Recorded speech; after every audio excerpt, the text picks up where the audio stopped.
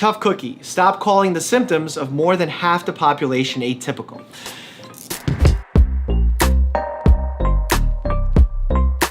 Last week, not only did I give you 2 videos that were quite deep in terms of their topics, but they were quite long as well, so I appreciate you watching them and leaving your feedback. In today's video, I'd like to address some of the most common critiques and criticisms from those videos, in addition to responding to comments as I usually do. Let's get started.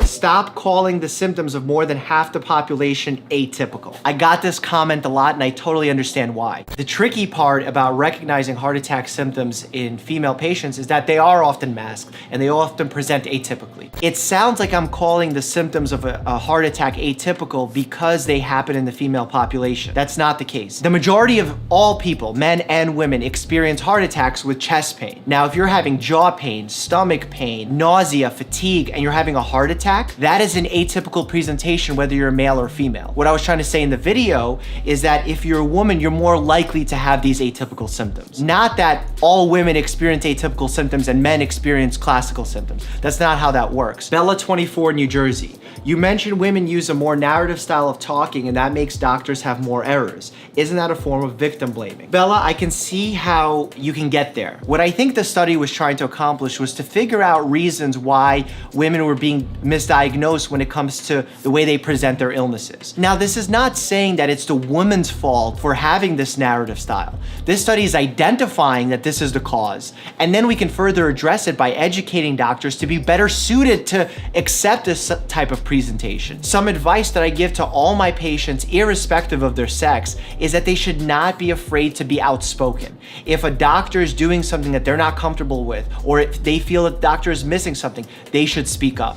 If that doctor's not willing to listen and communicate, get a second opinion. That's not always feasible in a given moment, but it's important to advocate for your own health. This is not to excuse bad doctors' habits. This is simply a practical solution for a problem that I see occurring quite often. John's Llama. I hear you, but to be perfectly honest, you sound like you are justifying and making excuses. I understand you are a medical provider, but please try and see this from a patient's perspective. It would be more helpful. John Zalana, I'm sorry you feel that way. I really do and try and see all of these situations from a patient's perspective.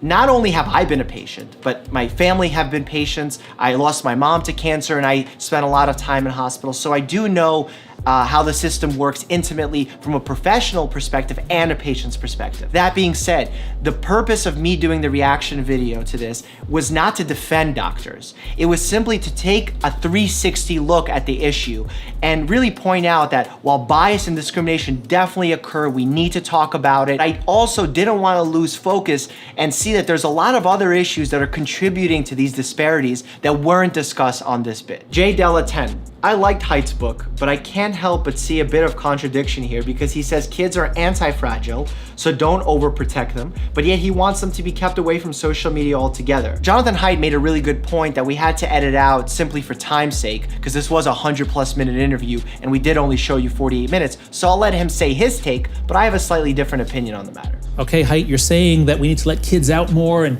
not supervise them, and kids have to climb trees and they have to get injured, but then you're saying we shouldn't let them on social media. Aren't you coddling them and overprotecting them from social media? And I say, well, yeah, logically that's a good point, but let's see if it's the same kind of learning. When you climb a tree and you get in trouble, you get scared or you fall or hurt yourself, you learn, you don't avoid trees, you actually climb trees better the next time. But when you're shamed on social media, what happens? And I always ask say everybody who's in Gen Z, how many of you have been on it since you were 10 or 11 years old? A lot of hands go up. I say, okay, do you think that being on social media early and being shamed and being attacked, do you think that overall that's made you tougher and more independent because I've been shamed and attacked so many times, I don't care? Or do you think it's made you more hesitant? It's made you more self-censoring. It's made you more careful about what you say. And the overwhelming consensus, it's a large majority say it's the former, that the latter, I'm sorry. Yes. The large majority say that it's that they're more self-censoring, basically more cowardly. In my opinion, we don't want to expose children to unnecessary chronic stress or chronic trauma. And I think social media falls into that category. If my child goes to school and gets called a name and comes home upset about it, that's good. That's an acute stress. They're going to learn how to deal with that. But now if they're being called that name every single day at school, being bullied, then they come home and they're being bullied on social media and it never stops, that now crosses the line into chronic stress/trauma trauma where I need to step in. My second point on social media is that it really functions like a drug because of the way that it affects our minds. The likes create a dopamine hit, much like vape pens do, cigarette smoking, alcohol use does. And we don't let young children use those because they haven't quite developed the frontal cortex, the decision-making part of their brain.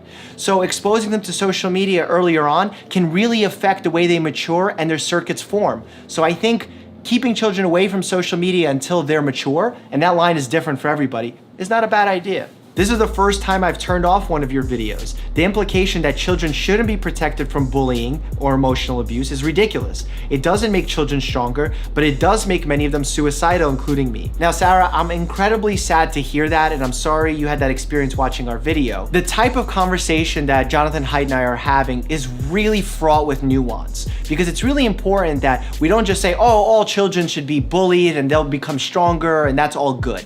That's not what we're saying, and it's really important that we pay attention to that bit of nuance. What we're saying is that acute stress, small amounts of struggle, challenges are good for children. What we don't want to see happen is children exposed to serious traumatic events, chronic abuse or bullying, because in that case, it changes from a healthy challenge to an unhealthy challenge. Now that line is different for every child based on how they've developed maturity, based on what experiences they've had in their lives, based on their parents even.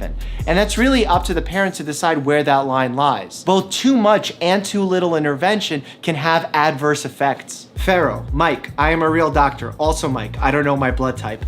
Oh my God, there were so many comments about this. It is perfectly normal to not know your blood type. For example, if I have a patient come into the office and I order them a complete blood count, a complete metabolic panel, vitamin test, cholesterol panel, thyroid panel, whatever it is, it doesn't automatically come in to tell me their blood type. That's a special test that I have to order. And guess what? Your insurance is gonna say, well, why did you need to know that? Why are we paying for it? If it's not of medical necessity, you have to pay for it. The one time that your insurance will pay for it that will apply to a lot of people is in a pre-operative setting. So if you come to me and you're about to go for surgery, you need clearance, I'm the one that's going to be doing that clearance. I may order a blood test just to make sure that if something happens during the operation, we have your blood type ready to go and save your life. Panda Red, my health economy teacher told me to always be positive, but never HIV positive.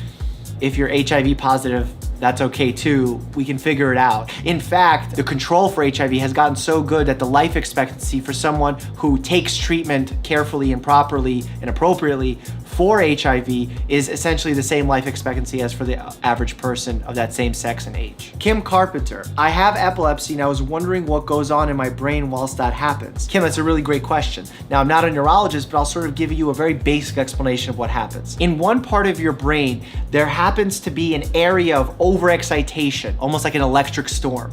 And then that starts spreading throughout your entire brain, and that's how you can develop epilepsy and go into a full-on seizure where you're shaking, you're feeling things, seeing things, or confused because it activates all different parts of your brain. Interestingly enough, if patients fail medical therapy, meaning taking all these types of medications for their seizures, one of the possible treatments is surgical intervention, literally taking out the part of the brain where we've isolated the beginning of that seizure activity to that pinpoint part of the brain. Regan RN, Dr. Mike, where is the difference between an MD and a DO and which is better? You phrased your question in the exact title that I have a video already existing. And that video just hit 1 million views. I'm gonna link it down below in the description. It's called, What is the difference between an MD and a DO and which is better? I'm very passionate about this subject. I've actually partnered with the American Osteopathic Association, which represents well over 100,000 practicing DOs.